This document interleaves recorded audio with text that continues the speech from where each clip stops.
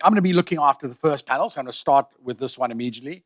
It's a year on newly open markets. We know that a lot has happened with regards to Netherlands, Germany, and Sweden. And so we've got an esteemed panel who will now introduce themselves, and then we'll go into a discussion. So over to you, Corey. Corey Plummer, Chairman and CEO of Olympic Entertainment Group. I'm Maria McDonald, partner at Nordic Gambling, which is a legal firm concentrating in the Nordic markets. Good morning, I'm Joerg Hofmann, German gaming lawyer with Melchers law firm. Good morning, my name is Rolf.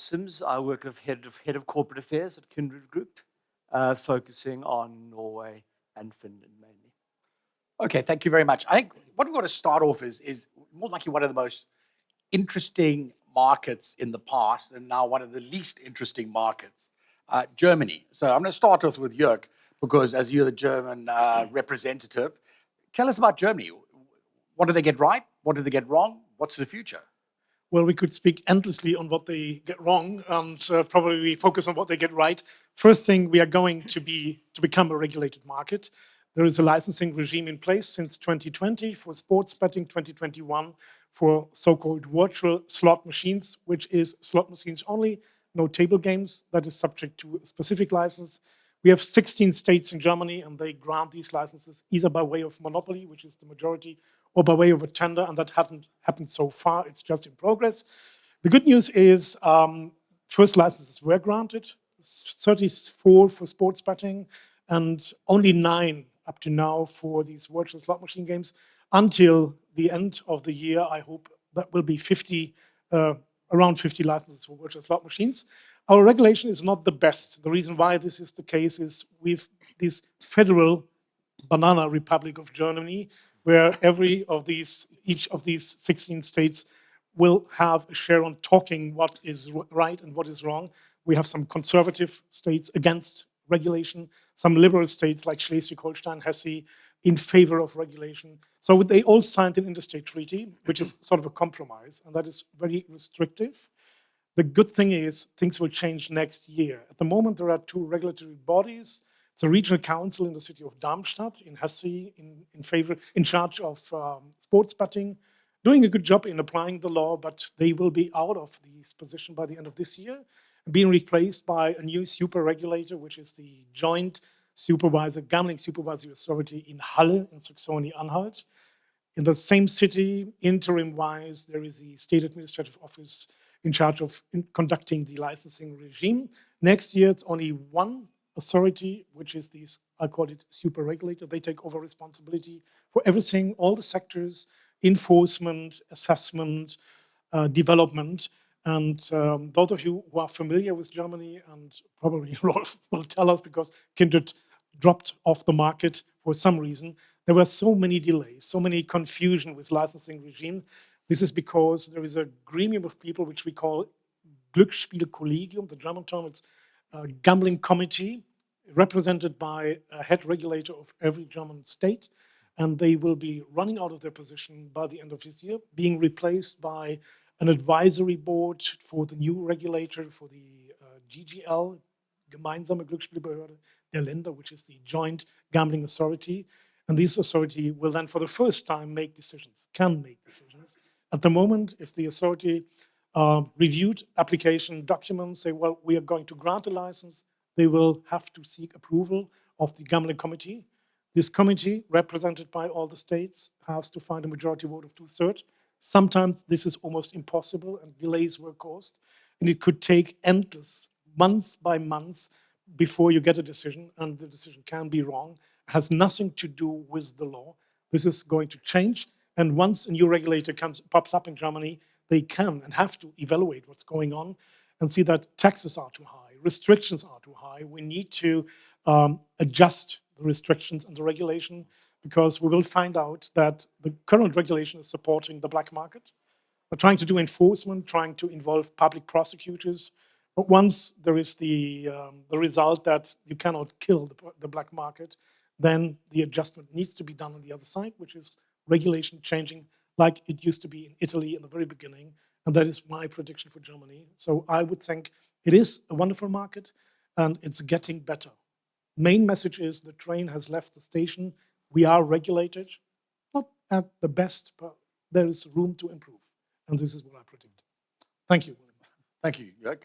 So we've got to go to Rolf and kind of on the background of what I know it's not looking good today because of the political nightmare, getting 16 different states trying to agree. Obviously, that's massive problems. Kindred. Well, we Did pulled you out of leave- Germany did you leave because too early? but basically two reasons. I mean, first is with the regulation. We don't think the regulation is good enough. Basically, it's not favourable to entail a high level of channeling. There's so many things in the regulation. I'm not going to go into detail now, but that's one of the reasons. The second reason was also basically the process of applying for a license, having to apply with two different authorities for the casino slots and the sports betting somewhere else, and this gambling committee, which you've talked about, with the possibility for political intervention, basically. So that's the reason why the total assessment, it just took too much time, 2.5 years. The application wasn't handled. So we feel the whole system at present just isn't designed to actually channel the market away from the black market operators. And Maria, any views on the German market? German market is not my area of expertise, but I do think it is a problem when big countries that could be very successful. I mean, Germany is a massive market, and there would be great opportunity to create a vibrant and fun and good market. But unfortunately, I think for years, it took so long before you even had a regulation in place. And then once it came, it may be, because of political climate, it's, as you say, not optimal. But I guess not many of the newly open markets are optimal. There are learnings from each and every market. And Corey? Germany is a tricky market because gaming has existed for a long time, and this is somewhat the challenge in Europe around existing markets, particularly in land-based, trying to move into the online space. The land-based space is difficult because the tax rates are so high, effective tax rates 80, 90%, so you're not going to get investment into the physical industry, and then you're trying to regulate something as if it didn't exist before, but it's existed for many, many years. And so for countries that are looking to regulate online gaming, there's this legacy of land-based, and in some cases monopoly, government monopoly-owned and operated land-based with high tax regimes and perilous regulations that you have to now navigate a market where the customer is used to playing in the market already and doesn't understand what's regulated and what isn't. It's available, therefore I will play. So it's something that has to be overcome, not just in Germany, but in lots of markets that are looking to regulate. And just a final question on Germany. Do you see there a change occurring with the new regulatory authority with regards to marketing and the offer? You address this question? Yes. Well, I do. And you were referring to marketing as well? Yes, marketing and the offer. Yeah, well, first of all, I have to say that there is new regulation on marketing, on advertising for games of chance, which of course only concerns license offerings, of course. And this is quite restrictive. They prohibited using streamers, using streaming, using influencers, brand ambassadors, if they are linked in terms of sports betting, linked to any sort of sports, by the way. So a football player could not be the brand ambassador of a sports betting operator. This is all going to be applied for the first time as ancillary provisions in the license. It's not part of regulation. Regulation, interstate treaty forms the basis. It's the section 5 saying what you're allowed to do, advertising legal games of chance. There are many restrictions, and at the moment there is litigation pending, of course. The typical situation in Germany, probably different to all the other jurisdictions across Europe, is you get your license, and the first thing you have to do is go to court, challenge some of these license provisions because they are not acceptable and they make no sense. The regulator knows this. The regulator is not annoyed. The regulator says, well, we know you have to. You can communicate. This is not an aggressive act. We're not combating yourself. We're just trying to make things better. And so far, I'm pretty sure that either by way of settlement with the new regulator, not now with the gambling committee, I don't think there is room for a proper settlement because the attitude is too different. But maybe next year we can enter into talks with the new regulator and probably negotiate the interpretation of the law in order to improve things. Because one thing stands above everything, even in terms of player protection, that is channeling the market. we want players to play in the regulated and licensed market. And we see probably 70% plus minus are not playing there because the competition is much better, more attractive for them if it's outside of the license regime. We're seeing companies, operators from Malta. Malta is targeting Germany for years, of course, protected by European law, even if the German courts didn't follow this argument for some reason, which is not acceptable, but that's the case. We've seen operators complying with German regulation, losing a lot of turnover, and others who never complied, they skyrocketed in terms of turnover. How this will end up in the future when enforcement also includes criminal investigation and these sort of things is an open question, of course. But you see that players decide where to play. And if we want to protect the players, we can only do this when they are playing with the license operators, of course. Yeah, and that's one key thing which Corey mentioned, is the player doesn't know what's illegal. They really, the bottom right-hand corner tells you where it's licensed, and they really don't care, as long as they get their money back. That's the only time when they care. Kind of moving away from Germany and talking about the Netherlands. Netherlands, I remember going to conferences a hell of a long time ago where they're talking about regulations in the Netherlands. It was going to happen next week. And every time you went there, it was going to happen. A year later, it's still going to happen the following week. Finally, there's regulations out there. Any thoughts on it, Rolf, of the Netherlands? Yeah, Holland has been quite a journey. I mean, we now finally have a license after many years. Anyway, from the outset, we think the Dutch regulation is very good. You have the duty of care, you're paying levies now to problem gambling, and also very strict requirements to get a license and testing things, which we think are actually very good from the outset. But I think the problem with Holland is basically this talk about this so much. Well, first you had the phasing of operators coming in, the blacklist and all the phasings. We were in phase number 2, we're finally there. Also, there is this wish for re-regulation so fast after implementing a new system in Holland, which we think is a problem. In the Dutch law, it says they will undertake an evaluation by 2024, but already now they're talking about all the marketing bans are coming now with sports sponsorship and everything else. And we see that as a huge problem. Because Dutch customers today, Holland, according to Noga, have a channeling around 75%. But then again, 70% of Dutch consumers can't actually distinguish what is legal and what is illegal. And with new marketing bans coming in, that's going to be a huge challenge, is to sort of channel how you're going to channel what is the black market, what is the legal market. So that is a big issue. And looking in the future, it's difficult to say which way Holland will go, but there are a lot of big operators still waiting to get in there. Intane, Flutter, BetZone, they're coming in, and we're getting marketing bans as well. So it's difficult to say how this market will evolve and the effects, basically. Corey, any views on the Netherlands?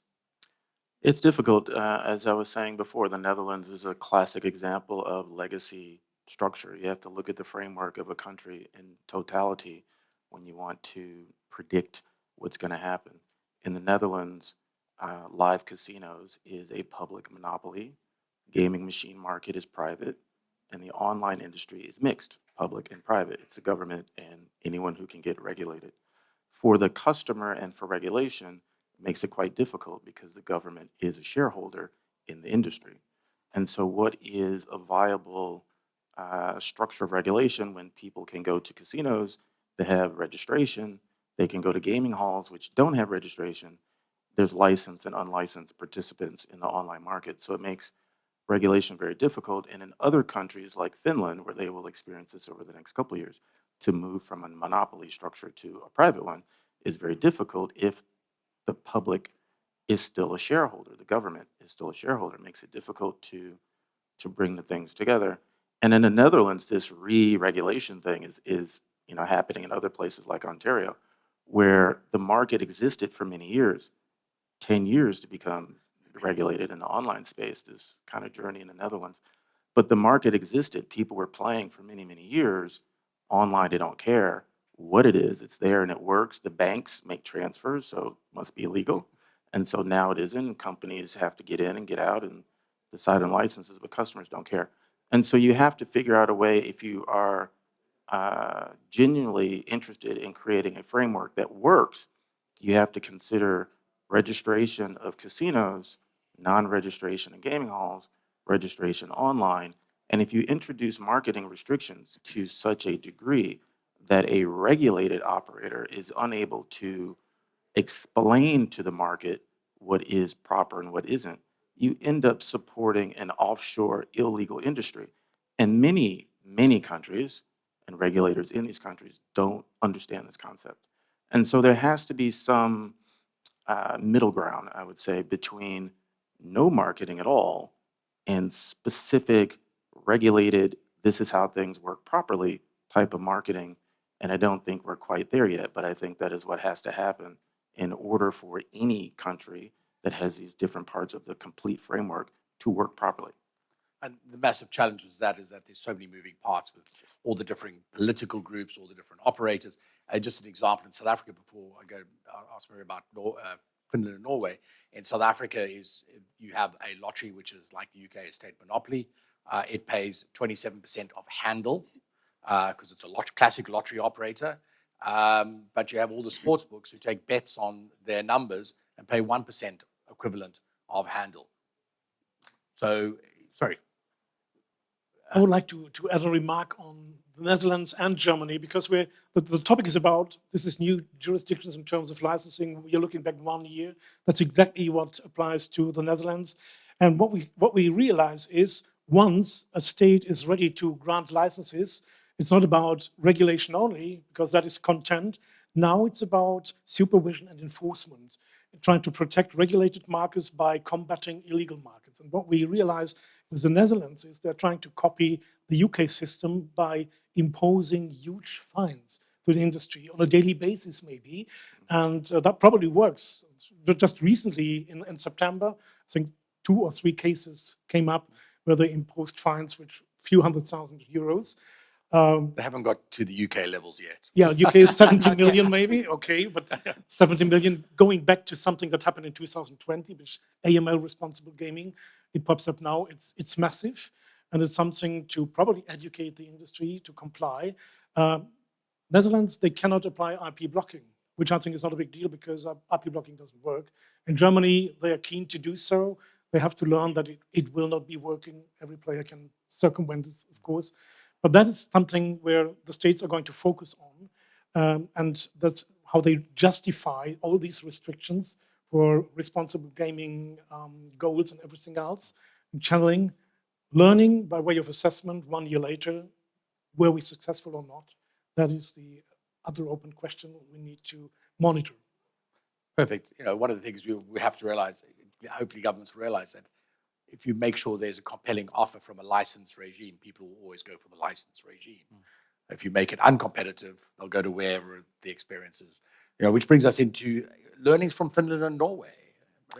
Yeah, Interesting markets. Interesting markets. I mean, if you consider Norway, it's clearly a monopoly system. It's not the agenda to change that. I'm sure Rolf can say a few words about Kindred and what they think of Norway at the moment. But, it's not going to move anytime soon. Looking at Finland, also a clear monopoly system so far, but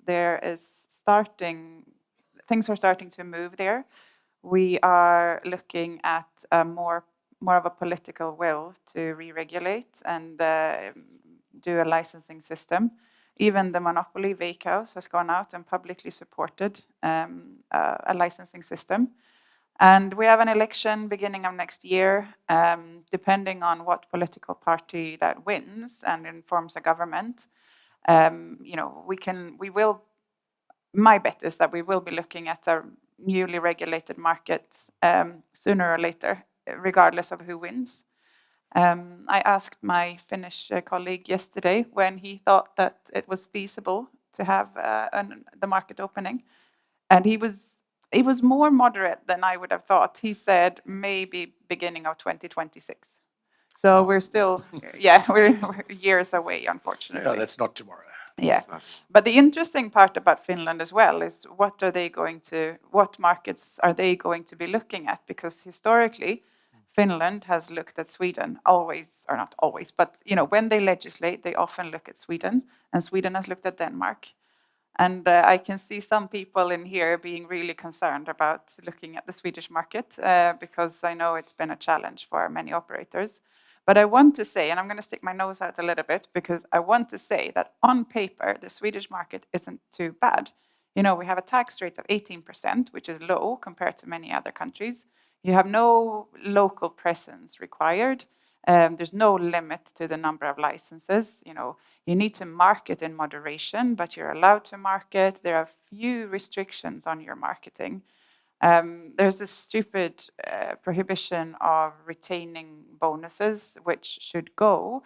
But other than that, on paper, the Swedish regulation is not too bad. What I think Finland should learn from Sweden is one, and Corey touched upon this, you cannot allow a monopoly to have too many advantages because that will not work for the general market.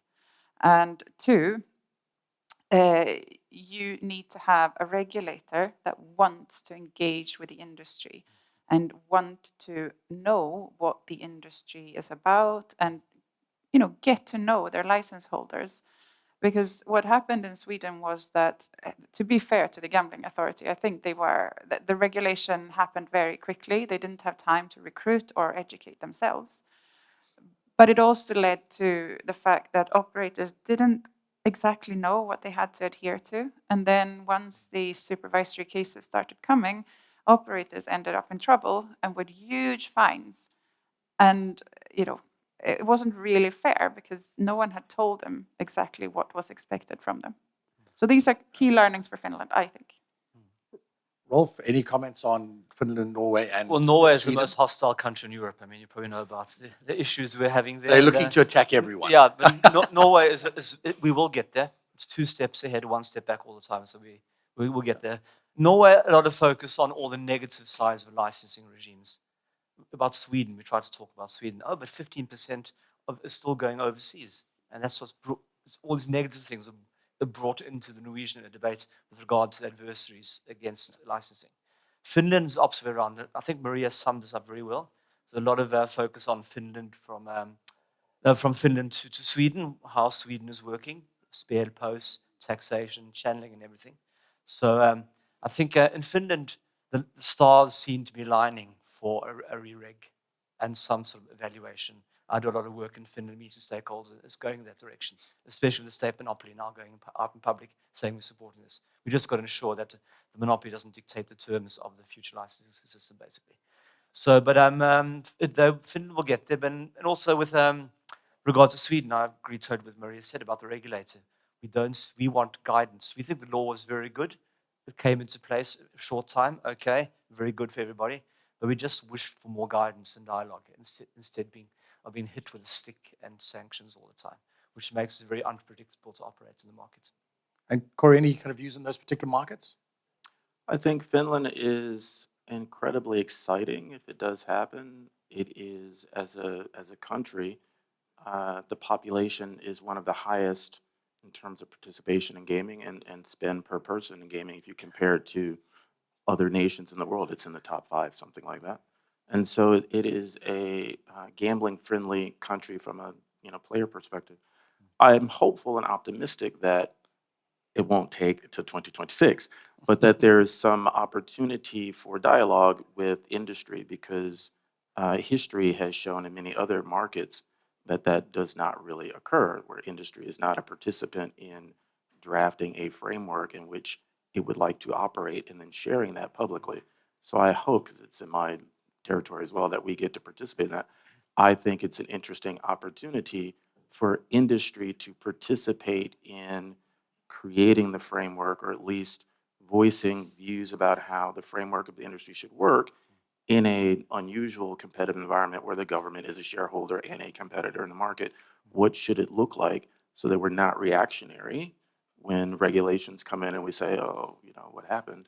But that we are able to participate. And I think there will be an opportunity to do that. So I'm quite optimistic about it. I was going to quick comment. I think also very important. Finland doesn't really have a regulator today at all, basically.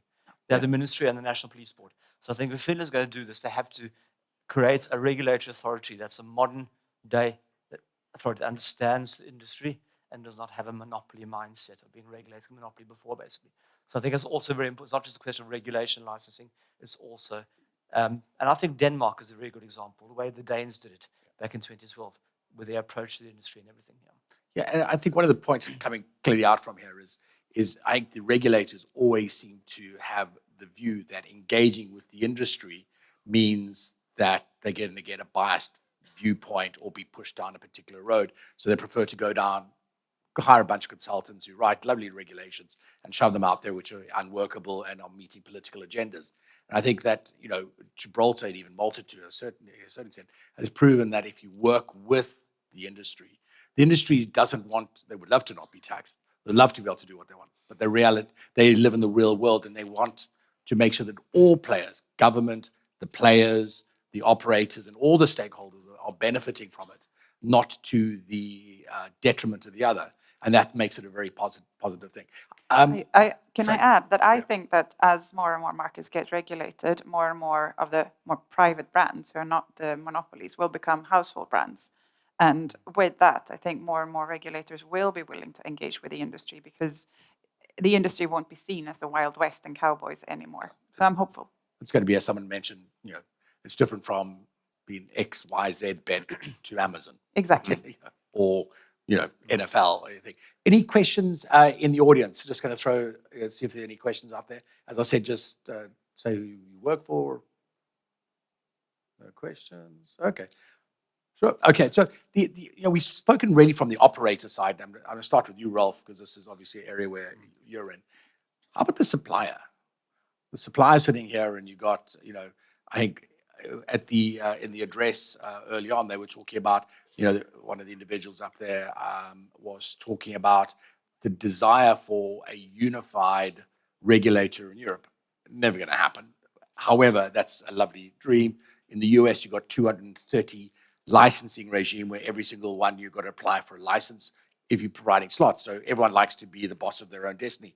How, from a supplier's perspective, how do you deal with massive amount of different markets with different regulations and different ways of making things happen? Well, I'm not a supplier, actually. I work for an operator. Okay, sorry, true. But yeah, I think I've talked to a lot of suppliers, and they do see this as a challenge when it comes to compliance. And it would be good to have some sort of common standard in Europe on this for suppliers, definitely. Maria? Well, I think it's going to be more and more common to introduce B2B licensing. Some jurisdictions like Denmark and Sweden don't have it, but it's coming in both of these jurisdictions. Yeah, for sure. If there could be a common standard, because obviously technical compliance is often with suppliers and not with the actual B2C operators, that would help. But to be honest, I have to say that if I was optimistic about being able to talk to regulators, I'm pessimistic about this because there's not enough trust within Europe yet. Corey? It's difficult because on the supplier side, they make the product, and as an operator, I sell and provide the product. And in some cases, B2B operators who create the content are also B2C operators and are competing against everyone, everywhere, all the time. And no one's regulating them or how the product works. And I think what will be a catalyst, a tipping point for this, will be when one of the B2B operators, who's also B2C, decides to close a market exclusively to themselves. When they have a wide portfolio of products that are hugely popular and they decide to keep it for themselves and they cut off a market. This is when the rest of industry will pay attention to the circumstance, but then it'll become something that the regulator and potentially politicians have to pay attention to. But at the moment they don't. But this will happen. Eventually a B2B operator will figure this out and try to create their own monopoly on content. Then that will spark some type of response. I noticed you've got just under 2 minutes to go, so I'm going to ask one final question of it. If there's one thing on a newly regulated market, aka Finland, etc., what advice would you give the newly coming in regulator, Corey? One thing, magical thing. One magical thing? I don't think there is a magical thing. But I think they need to, for newly regulated markets, I think the key thing to be conscious of is that there is no such thing as a new market. It can be newly regulated, but it's not a new market. Everyone's been playing already. And so if your approach is it's a new market, then you create mistakes and you end up having these environments where people in politics and regulatory bodies, like in the Netherlands or Ontario or these other places, when the commercials are on all the time, they start getting upset about what was going to happen. It was pretty obvious it was going to happen. But my advice would be to consider the fact that the markets already exist. Customers are already playing in it. People in your country have been playing for many years, in some cases more than a decade. You're not starting from zero. So take in totality of what's already existing. Maria? On my wish list is for regulators and politicians to realize that if you really want to protect your players and consumers, you need to make sure that the license market protects the players, but it's also viable for operators, and it's possible to compete with the illegal market. Our regulators in Halle, they started to get closer to the industry just a year ago. So they had no idea about this industry. My advice is be open for a dialogue with the industry. Consider you can trust the stakeholders, at least the licensed ones, and start to learn and start to practice this dialogue. That's the most important thing.